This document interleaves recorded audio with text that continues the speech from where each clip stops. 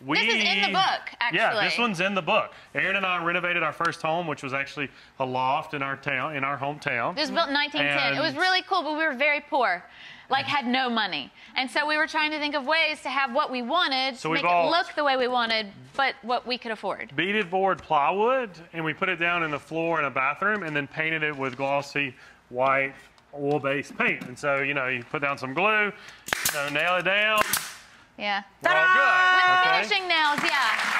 We have a picture of the finished floor. Let's see. Yeah, there's a picture Look right here. how cool that looks. How about that? If you get really glossy paint, it's the best. You can know, mop it. I never, ever, ever spend money on flooring. I buy the cheapest possible because I have a 65-pound pit bull with really long nails. So what's the point, right? Yeah. Like, I love this tip. I think it's actually brilliant. think we talked about this last time we were here. We You did pine flooring in your pine flooring in my house. The cheapest I can buy. And the more beat up it gets, the more I love it. Yeah.